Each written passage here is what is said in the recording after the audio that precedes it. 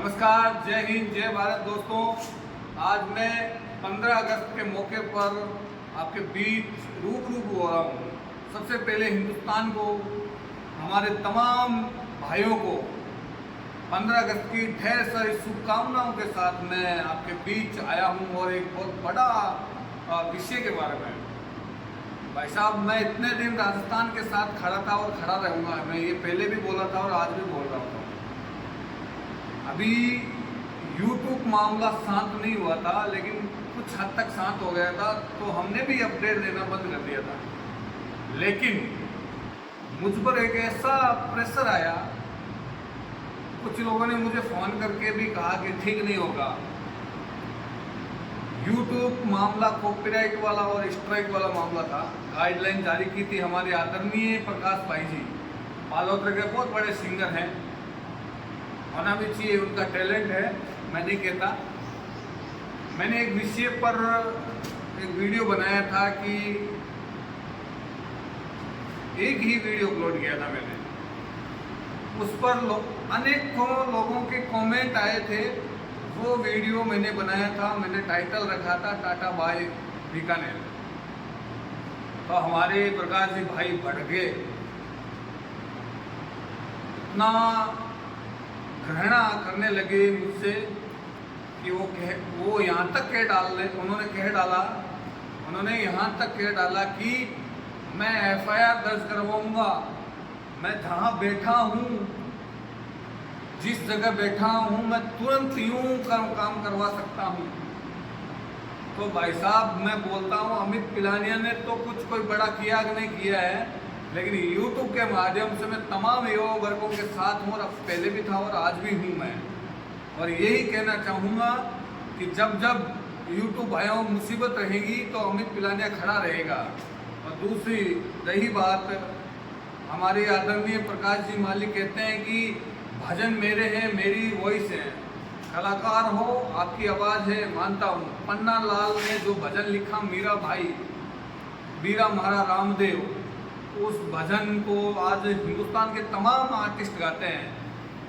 राजस्थान से बाहर भी बहुत लोगों को, रामदेव, बीरा महारा रामदेव, एकर लेवन आजा, बहुत लोगों ने गाया है। इसकी जो अर्निंग आती है, इनका जो पेमेंट आता है, भाई साहब, वो पेमेंट कभी पन्ना लाल जी को कभी मंच पे बुलाया, कभी सम्मानित किया, उनको कभी मूवमेंट तक नहीं दिया। भाई साहब, ये एक बहुत गलत दिशा में है। और फिर बोलते हैं कि मालिक का हक मेरा है। भाई साहब, किसी का नहीं है। जो संत महात्माओं ने जो भजन लिखे हैं, उस पर किसी का नहीं है।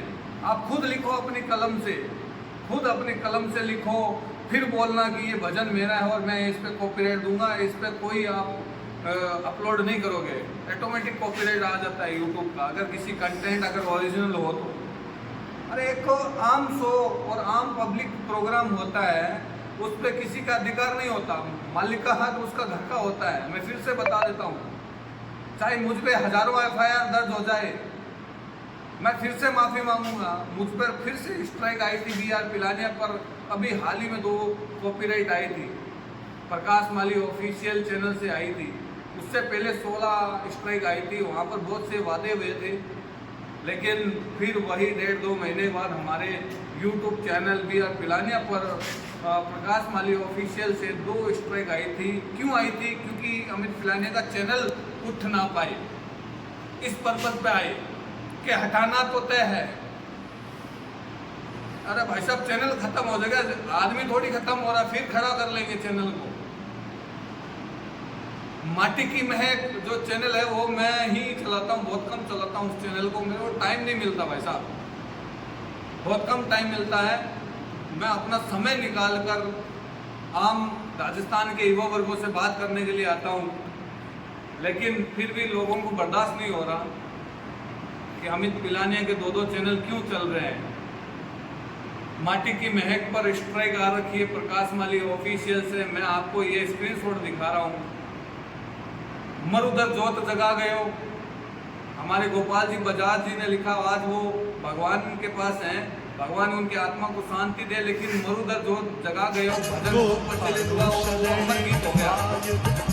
प्रकाश माली अक्सर गाते रहते हैं उस भजन को, लेकिन कभी ये सोचा उनके परिवार को, उनकी जो भी सदस्य है उनमें कभी मंच पे बुलाकर उनको सम्मानित तक नहीं किया भाई साहब। फिर ये कैसा बिजनेस, ये कैसा संगीत। अभी हाल ही में गजेंद्र जी राव ने, हमारे रामनिवास राव जी के सुपुत्र गजेंद्र जी राव ने एक वीडियो, एक पोस्ट कार्ड में बोला था उन्होंने कि ब्रह्मानंद जी ने कहा, ब्रह्मानंद जी महाराज ने कहा कि संगीत को आप बेच रहे हो, आज तक ऐसा आप नहीं किया, बिजनेस कर रहे हो उससे,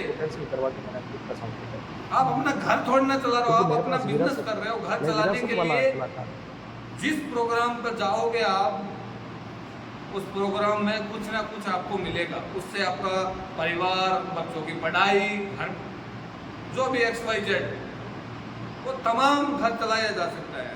लेकिन आप लोगों ने इतना पैसा ले रहे हो संगीत से कि आप बिजनेस के रूप में करने लगे। तो हमारे बड़े भाई गजेंद्र जी राव ने बहुत सुंदर वाक्य बोला कि 40 की उम्र तक मैं गायन करूंगा, उसके बाद कोई प्रोफेशनल कार्यक्रम नहीं करूंगा। आम लोग, हमारे कलाकार का इतना बजट हैवी है कि आम लोग हमें बुला नहीं पाते। बिल्कुल सही कहा, मिडिल क्लास का एक बंदा किसी बड़े आर्टिस्ट को नहीं बुला पाता। लेकिन ये बहुत अच्छा लगा सुनकर गजेंद्र जी राव ने जो ये बात बोली। तो संगीत को आप अगर बिजनेस के रूप में लेओगे तो एक बिजनेस हो गया। आम व्यक्ति से जुड़ोगे तो आप एक संगीत से रूप हो रहे हो, पब्लिक के बीच में गा बन पाए हो। सोशल मीडिया का कितना बड़ा महत्व है। तब तक के लिए जय हिंद, जय भारत। फिर मिलूंगा किसी न किसी मोड़ पे।